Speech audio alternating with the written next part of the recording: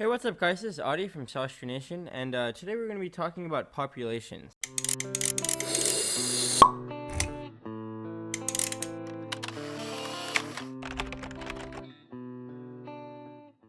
Alright, so now that you're back from the intro, let's go ahead and get started. Okay, so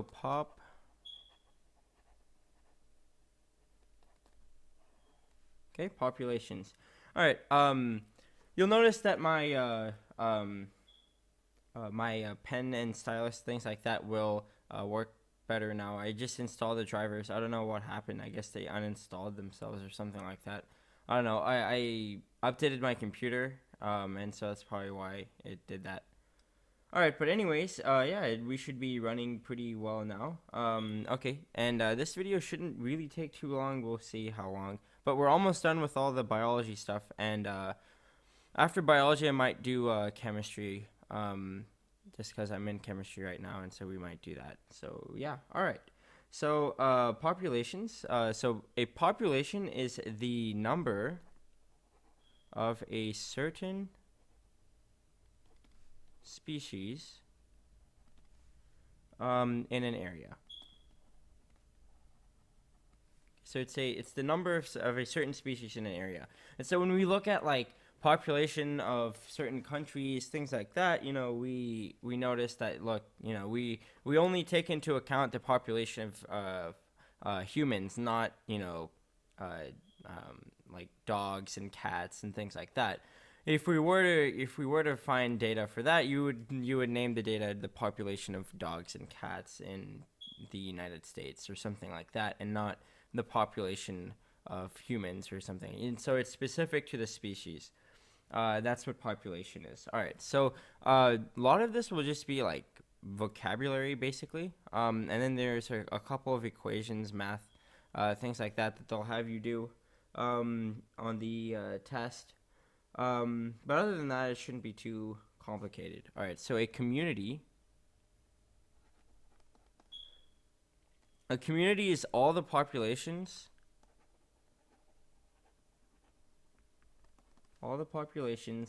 living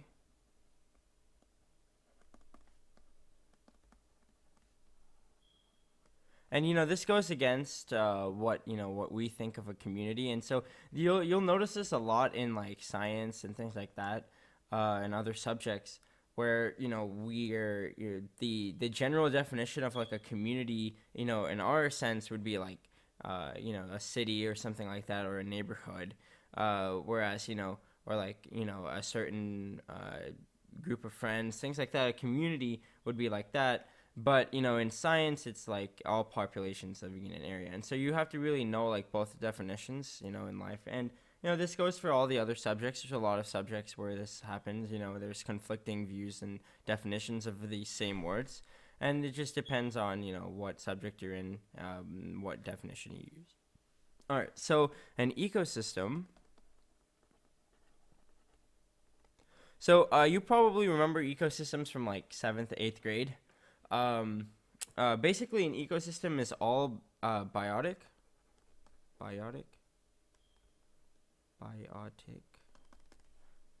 slash abiotic factors in an area. Okay, so biotic and abiotic factors, if you don't remember from 7th or 8th grade science, biotic factors are factors, or like organisms, things like that. We call them factors because we can't say like living things and then non-living things or something like that.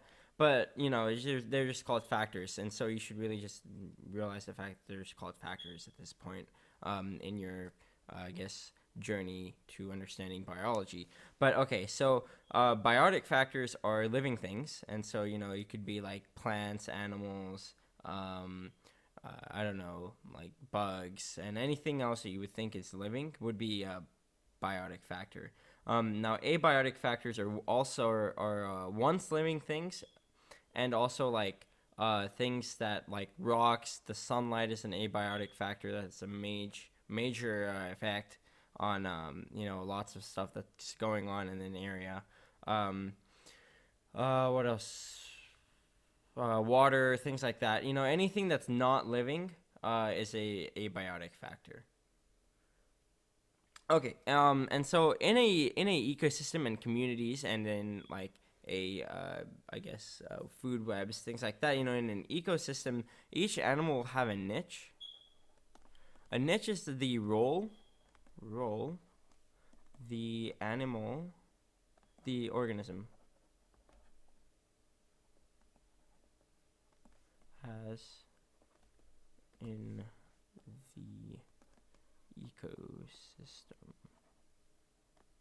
Okay, so it's the role that an organism has in the ecosystem. And so, you know, really you don't think of it like as a role. Like, when we think of roles, we think of like jobs, you're like producing something, or like, you work in a factory, you provide certain services, things like that. But really in an ecosystem, in like the wild and things like that, a role would be like, eating, I don't know, for like a lion eating the other animals in the animal kingdom, or for a tiger eating the um, like the goat or something like that, or for dogs it's like eating little eating like rabbits and things like that, and that's the role that they have in the ecosystem. And so you'll see that like in many ecosystems, lots of animals will be fighting, or species will be fighting for the same roles. And so at that point, it's the who survives is dependent on how well that species can adapt to the circumstances given. And that plays into a role, that comes into play when you talk about natural selection and things like that, to where the most fit animals, or like the most I guess the best animals, or like the best species that can keep up with the ever changing ecosystem are allowed to live, whereas the other ones who can't keep up are left for dead. Okay, and so each population will have its own adaptations depending on the area that they're living in and things like that. All right, so for example, frogs, or I don't know, turtles, things like that. Camels have their own. They live in a certain environment. For example, I guess camels. I would use that. All right, so camels have their own environment, and so they can go long periods of time without drinking water or eating any food. Whereas other animals that live in like the rainforest, for instance, have to have a bunch of water. Because they live in a certain environment that provides them that type of stuff. And so if these two animals switch places, they wouldn't be they would be in the wrong place, and they might even die because the environment doesn't fit their specifications on how they're supposed to live. All right. Now, you might be thinking like, hey, wait, then why do humans live in all this area and things like that? Why don't we have to, follow these rules, things like that? Now that's true for the most part, but humans are different than every other species on the planet because of our technology. We have advanced so technologically that we can live in whatever place we want. We're going to talk about carrying capacities and stuff like that, and we can exceed those carrying capacities because of trade and all the technology that we have at our disposal. And so we really break all of these rules. Now, these rules mainly do apply to animals and actual living, every single species except for humans. Yeah, basically. All right, so the first thing we're going to talk about math-wise, and I'm going to use like red for this, is density. So population density. Now, you might remember, density from, again, 7th grade math, or 7th grade. Yeah, I guess in math too. Yeah, 7th, 8th grade math. Yeah. Now there's two conflicting things in density too. There's the density even in science. Yeah, there's two densities. So like in chemistry, for example, if you're learning density, density would be the amount of would be the mass over the volume, and it's talking about how many things are in there at the same time. Well, I mean it's the same idea. How squished together things are. Here, it's the number, the population. So I said population over the area. Okay, so that's the formula for density. So it's the number of individuals or the population over a unit area, or the area that you need to figure out. So the population density for the United States would be however many people there are in the United States. I think it's in the millions, but I don't remember the exact number. But it would be that over the total area of the United States, and then you can decide, okay, look, so for each person, it's this amount of land, and so that would be the population density. All right. So density comes into play when you talk about dispersion among species, or in the same species. My bad. Dispersion. Okay, so dispersion, meaning like how spaced out the organisms are. Really, it's like, for example, there are, depending on the species, they're going to be spaced out in a different way, because some species need a lot of interaction between their own species. They need a lot of interaction, and some species don't need that much interaction, and so they're going to be spaced farther apart. And so there are three main types of interaction. There is randomly spaced.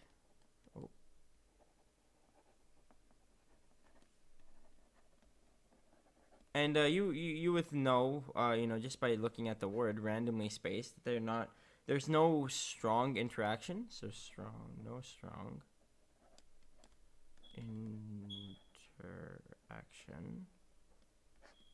Okay, so there's no strong interaction between the animals, and so that's why they're randomly spaced. Now, I can't really think of an example of this at this point, but it makes it's whatever. There's no strong interaction, so randomly spaced, they can live in any area. They don't really need to live in communities or something like that, because they don't really need any interaction, or they don't depend on other people or other sorry, I keep saying people, but other organisms of their same species to survive. All right, evenly spaced. So evenly spaced, obviously, it's evenly spaced, so like each organism, or like each animal will have its equal space, and usually you'll see this. There is going to be interaction. Okay, and really, there's not really an example for this again. I can't really think of one, but there are probably plenty of examples. You can probably search it up online. But this is pretty basic stuff, so I'm not going to really stress about giving you guys examples for this. I feel like you guys can figure it out. I don't know. Okay, and then there's obviously clumped, which is the other extreme of dispersion. So clumped organisms are like clump populations, things like that. All right, so this would be high interaction. This, I can think of an example. Would be like penguins or something like that. They live in very clumped societies. Even humans can fall under this. There is a lot of interaction. So like you see like cities and things like that where there's a lot of people there, and then there's some places where people are pretty. I mean, humans can fall into all of these categories. Now, some animals will fall into a few. Some animals won't fall into will fall into one specific one, and it just depends on the environment that the animals are living in and other things like that. All right, so now let's talk about the logistic model. So the logistic model. Oh. All right, so let's talk about the logistic model. Okay, so the logistic model really is like a graph. All right, so there's a graph. Sorry, my graphs are horrible, but okay. And so now if we take this line right here, this would be the carrying.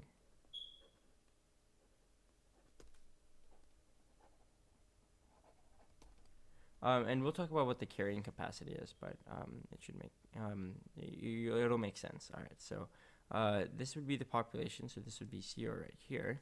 Let me get another color.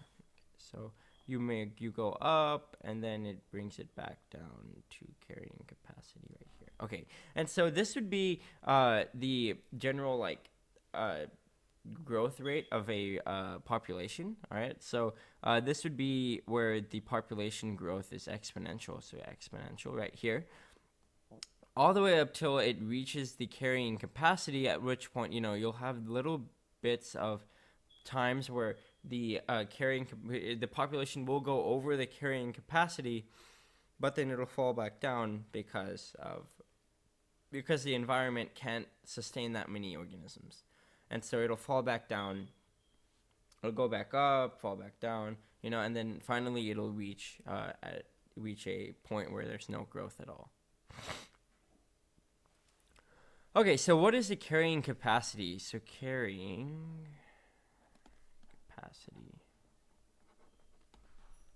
Okay, so the carrying capacity is the amount of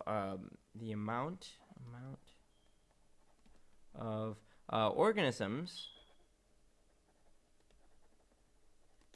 It's the like the total population that a certain area can carry, or like can uphold, or be able to sustain. So amount of organism an area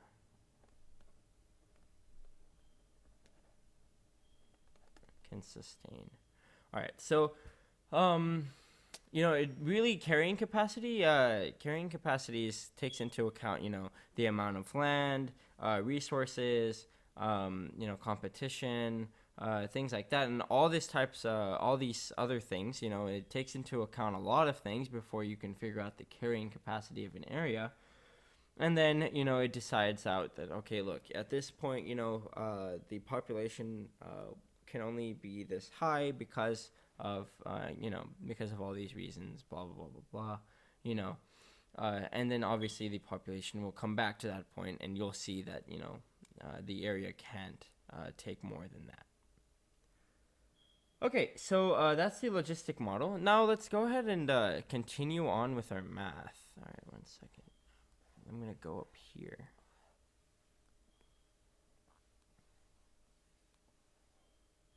There you go. All right, good. Okay, so math I'm going to do in red again. Okay, there we go. All right, so population math. Population.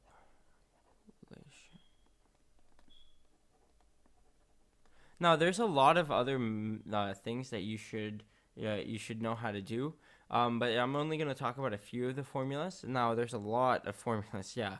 All right, and some of the stuff that they use here use like very complicated math, and so obviously you can do it. At this point, you can, not the very complicated math, but like there are some things that involve very, very complicated math.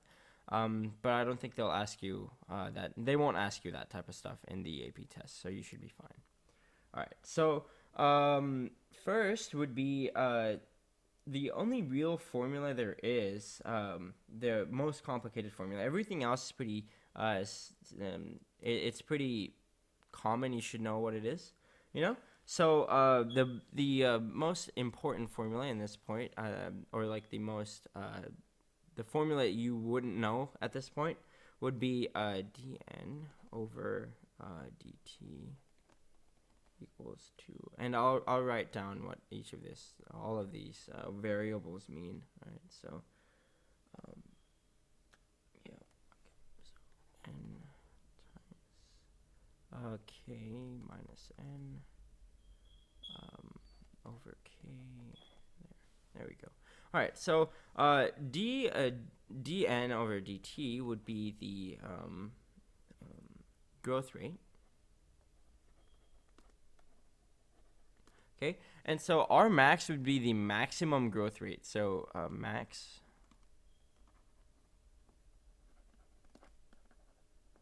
So that would be the maximum growth rate. So like, if you remember back to the there we go. If you remember back to the logistic model, that would be this area right here, to where it's almost exponential, the growth. And so that would be the maximum growth rate right there. All right. So growth rate, you should be able to calculate that. It's the the population change over time, things like that. And you should be able to find the growth rate. And usually they'll give you the growth rate. They won't make you calculate that. So yeah, there you have it. It should be fine. Okay. All right. So n would be the population size. So population size. So the population size, like right now. Now this K would be the carrying capacity.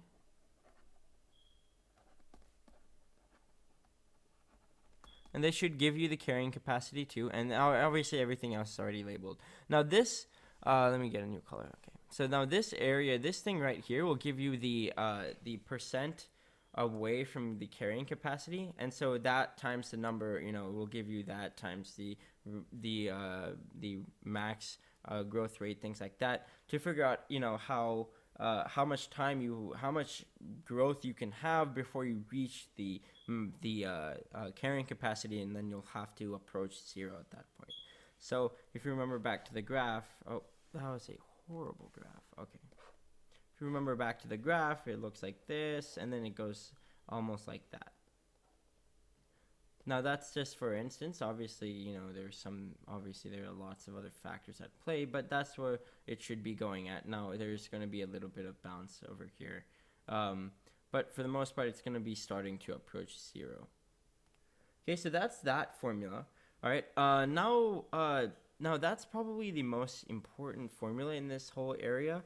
Now I don't think they're really gonna ask you too much about population stuff on the AP test, but you should know the formula, how to use it, and I'm pretty sure they'll give you the formula on the test, so you should be fine.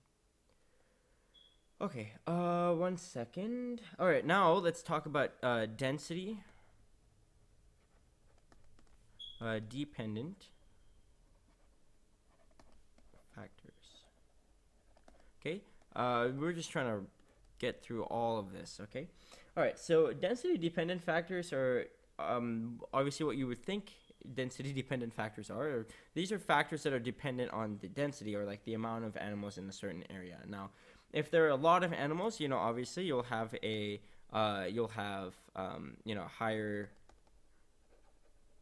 higher competition, things like that.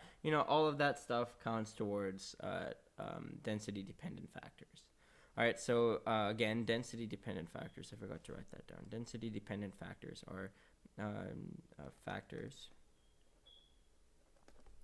dependent on on the density,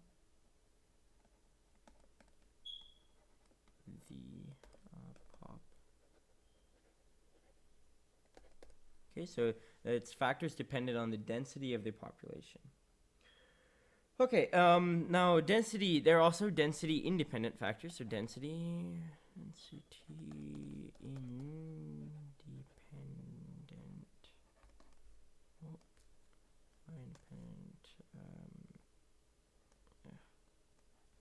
independent factors. Okay. So there's also density independent factors, which are like factors that don't rely on. So let me go ahead and write that down. Right. So factors that don't rely on pop density. Okay, so these are factors that don't rely on population density, and so this would be like factors like weather and droughts. I guess lots of weather stuff. The amount of area. Things like that don't rely on population. So an example again would be weather, where weather no matter how big the population is and how little the population is, the weather will change. Dependent on other things that aren't dependent, that don't have to do anything with the population there, but it will affect the population. For example, if there's a drought, it'll affect all of the animals in the area when there's a drought. you know, and if there's too much rain, you know, it'll affect the areas, the area too. If it's really cold, it'll affect the areas. Really warm, it'll affect the areas. You know, the population in that area and things like that. All right. So lastly, we have let me see 1 second. Let's see if we can find some more space.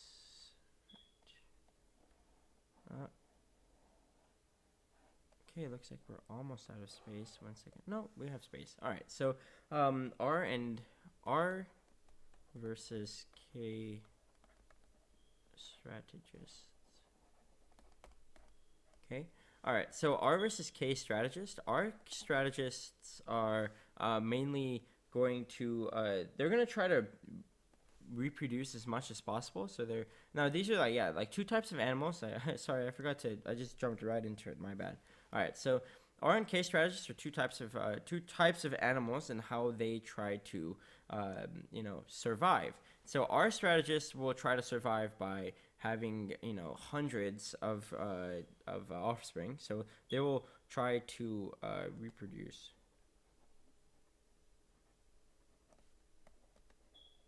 Okay, so they'll try to like reproduce a lot, and by doing that, they will have lots of they'll have there will be a better chance for survival. All right, so an example of this would be like turtles, so like sea turtles. And something about like I think 300 eggs are laying, and then the 100 on the top get killed, and then the 100 on the bottom don't grow. And then the 100 in the middle are the only one that survive. And so there's a graph for this too. And so their graph would look like almost like this. That's what their graph would look like that. Okay. And then you have K strategists whose graph would look like this. You have that. Okay. So K strategists are mainly going to be like they'll have fewer offsprings, so fewer. Okay, so fewer offsprings, but they'll take more care of those offspring. So almost like bears, humans, things like that. So they'll have fewer offsprings, but they'll take care of them and ensure their survival. So like they'll take care.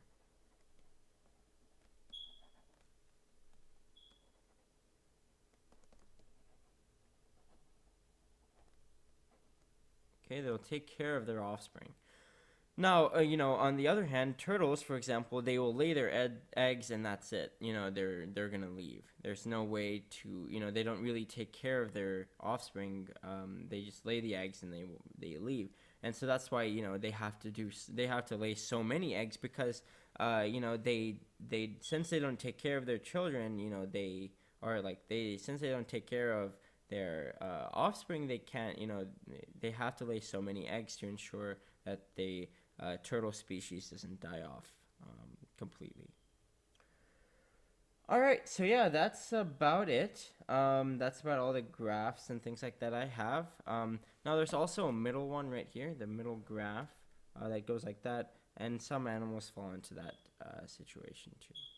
All right, so that's about it for populations. If you guys like the video, go ahead and hit that like button. And yes, I'm almost done with the biology series. Man, it's been going on for almost almost a year. This December would be about a year of biology videos. So I'm almost done. We only have a few more videos left. And we should be done in a few weeks. All right, and after that, I might take a few weeks off, and then I'll probably start chemistry at that point. And we'll just start, with naming and things like that in chemistry, and we'll get into that. All right, so I hope you guys enjoyed the video. Hope it helped. That's why I do this, to help you guys out. But if you're not already subscribed to my YouTube channel, go ahead and subscribe right now. Like right now, it's right down there. And I'm gonna go ahead and make another video at this point. All right, see you guys on the next one.